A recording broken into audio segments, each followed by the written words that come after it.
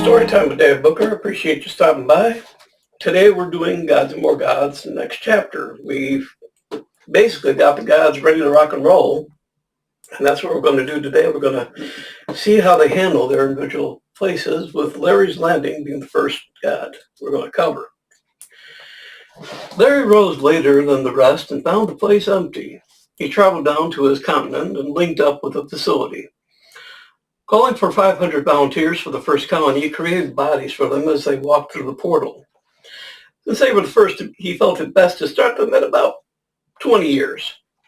Then he instructed them regarding hunting and gathering, showing them objects to use and a rudimentary idea of how to improve simple tools. He showed them how to build a simple lean-to shelter and how to recognize what could be eaten in the wild and what should be avoided. He avoided giving any other instructions, deciding to wait and see what was needed. As for rules of worship, he didn't seem concerned either way.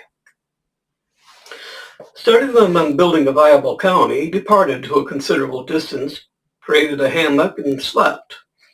At his side, a small table held a pitcher of mimosa and a crystal goblet. The people, or as they styled themselves, the Larryettes, busied themselves into three vocations: builders, and hunters and gatherers. The hunters and gatherers were the first to deploy, as they would require food until someone thought about farming and grew crops. Since Larry had shown them what could be eaten, they gathered all they could and brought what they had to central location for distribution. It took a great many trips, as they had no conveyance for bringing large quantities. They continued to pick, not understanding that they had more than they could eat before it started to go bad. One person decided to try farming using a stick and making holes in the soft earth and filling the hole with seeds, and once completed, they sat back to wait. What Larry had failed to instruct in was what to plant where, so that fruit trees were going to sprout in the middle of cornfields. The farmer daily checked on growing crops and saw that what they had planted was not going well. They stood around scratching their head and tried to work out why they were failing. Leaving guidance, they searched for Larry. He's not around, and they didn't know how to locate a god. The evenings were cool, and people slept huddled together. The shelter they constructed gave little protection against the winds, cool nights, or provided any privacy. As food spoiled, the hunter-gatherers went to the same places before, not really realizing they had picked the bushes clean, and that it would take a long time for more to replace what they had taken. Larry had said that some of the animals were also good to eat, so they drove the prey, trying to get some close to home so that they could eat it. The animals wandered around into the fields and uprooted all the seeds and promptly ate them, while the hunters trampled the rest of the crops in their attempts to effect a capture. They realized that though they could use clubs to kill, they did not have the means to eat any of the animals. Well, for the first attempt at building a colony, it was becoming a shambles, and the people were not very happy with their god. They chose a representative to seek out Larry and beg him to repair what had been torn asunder, teach them how to do things. For all they knew, their god had dropped them off, then left to return to wherever he had come from. But they also felt they had to try. The representative was understandably hesitant to carry out the mission. To be the one chosen to deliver the news that they were already failing was not something to build up his courage. The fact that it was their god's own fault they were failing was not something he was comfortable telling. Day turned to night as he continued searching in an ever-widening circle. All this time, the people hungered. Had he taught them the power of prayer, they could have essentially just called for him. Unfortunately, that was another thing he had forgotten to teach them. Within 2 days, he found Larry still sleeping. Timidly approached and poked at Larry from a distance with the longest pole he could locate. Larry swiped the pole away 3 times, but the poking continued. Sitting up and stretching, you saw a young man crouched low to the ground with a pole by his side. Upset at being woken so unceremoniously, he strode wrathfully toward the man, who trembled in apprehension. "What's the meaning of waking me up?" "Oh, for Pete's sake, get up. I can't talk to the top of your head." The man rose and instinctively avoided looking his deity in the eye, but focused on a distant hilltop. "My Larry, we are in need of your guidance. The crops have been torn up by animals and hunters so that we have nothing to regrow, and the gatherers have picked the area clean so there's no more food. Our shelters are open to each other and to the rain, wind, and cold. We're lost. Could you not stay closer that you may know when we need it? When we need you?" Larry's anger flared and he stormed off to the village with the man running after still pleading their case. Larry felt that his people were just being lazy and incompetent. He'd supplied them with the essentials. What did he have to do more? Well, I got a drink too.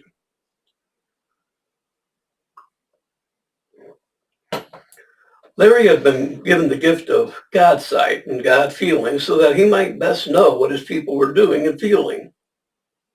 Well, now that he was focused on his people, he was hit full force with their emotions and pain. He suddenly dropped to the ground in agony as he felt his people's fear and worry. He saw in his mind their awe of him and what it took, how troubled in mind, body, and soul they had to be to seek him out. The man who had been sent was at a loss. He could sense that their God was laboring under some intense agony, but he had no idea what he could do to succor him. He did the only thing he could think of and instinctively prayed. He prayed for the healing of his God so his God could continue and bring life to his village and his people. The prayer had enough effect since the people had prayed so fervently that Larry was able to continue.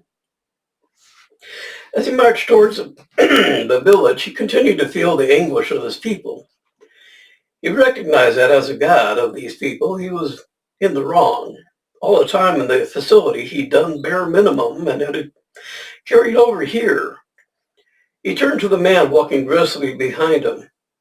"What's your name, by the way?" The man looked puzzled. "Name? What's a name?" Larry had created these people but hadn't even given them names. He mentally kicked himself for a fool and an arrogant ass. Arriving at the colony, he saw everyone drop to the ground, fearful of their God's wrath at their failure. To their surprise, Larry stopped a short distance in front of them and sat on the grass with the person who had retrieved him seated to his right. Larry clapped his hands and had them sit in a semicircle. He took a deep breath and faced them. His admission of guilt was difficult to get out. "Okay, look. What happened was not your fault. I didn't give you enough information and then left. Not good of me, and I apologize."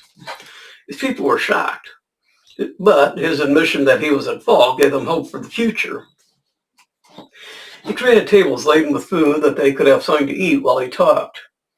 It was a feeding frenzy that showed Larry more poignantly how much he owed his people. Breaking them into groups, he began some in-depth training for each section. The gatherers came first and explained what to get and when. Explained how to leave enough so that they wouldn't be in want and how long it took each plant to replenish. Half the group he separated and made them farmers. These would take the seeds from what they had collected and plant more so that they could have plenty to eat and drink. With the planting, he drew on a series of stones, a plan for farming with each crop taking a portion, and an orchard for the trees. He discussed what to look for as crops grew, providing them with fresh seeds along with a backup pack. He set them about marking and planting sections by section. Once they had planted the seeds, he waved his hand and the crops grew almost until ripe. "This is to get you started. Next time you plant, the crops will grow without aid and will take longer. When they are ready, you will have to divide between what you will eat and what you will need to save in order to plant for the next time." He talked about crop rotation and how to keep the soil fertile. The more he explained, the more excited they became.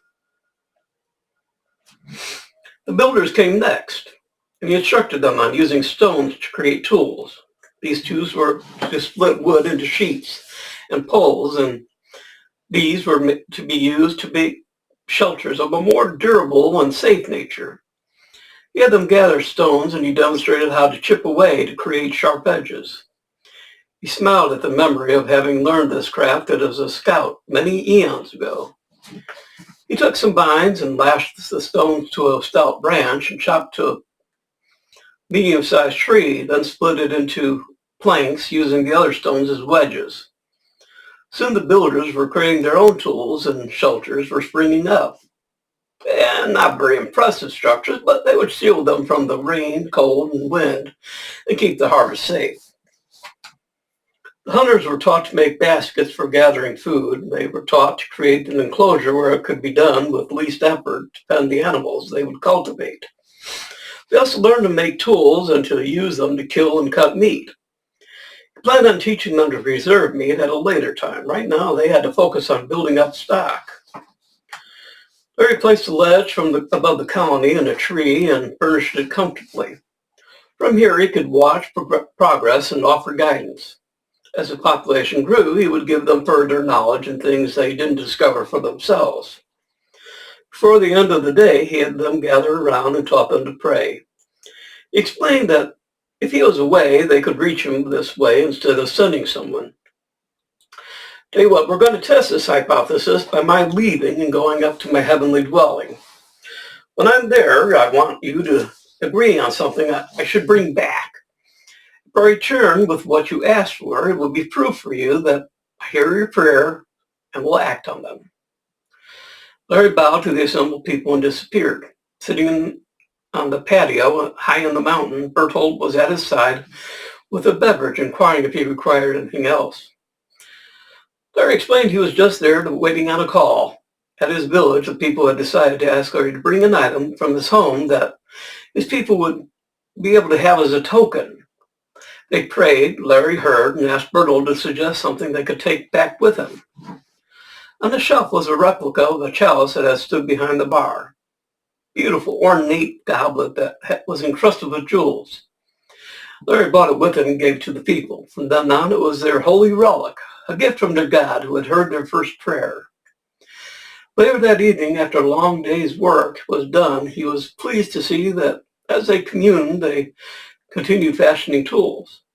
He was even more pleased by what happened at one section where a man was creating a small arrowhead, putting them into a split in a slender stick. Striking the two stones created a spark which caught on some savings. Soon a fire was blazing. Finding the warmth pleasant, others worked to make more fires. Before night fell, there were groups huddled around a fire all over. People stayed up later. Discussions continued. Ideas were being exchanged, and people debated on the idea of being good or bad. Hell, they were starting to grow already. Larry was pleased. From up in his crow's nest, he watched as days passed and the people developed more skills based on the ones they had learned. From small beginnings, his colony was finally underway. The Larryettes were becoming productive, and their God was pleased. He was surprised how little there was for him to do. He sat in a deep chair with pad and pencil and worked out a schedule of what he would need to teach them or guide them towards to ensure that they would be ready for the next conjunction. Dionysus had visited a few times and at first was concerned about how things were going. The sight of Larry leaving his people to fend for themselves without proper instruction was almost made Dionysus go to Fred and tell him all he had seen. Instead, he waited. People were taking matters into their own hands by seeking Larry out. The fact that they were going to remonstrate with him meant that they had the courage to build a great life if given a chance. Seeing Larry return, humbled and ready to act correctly towards the people, was a sign it was time for him to leave. Larry, surprisingly, had things well in hand. So the next one's going to be about Ash, and we'll work on that one next. So we're a little bit forward. That's it for Gods and More Gods. I look forward to seeing you on the next reading. Hope you'll be here and hope you're enjoying these. If you are, let me know. If you're not, let me know. Anyways, that's it for today. So have a good day. Be good to yourself, and we'll see you next time. Bye.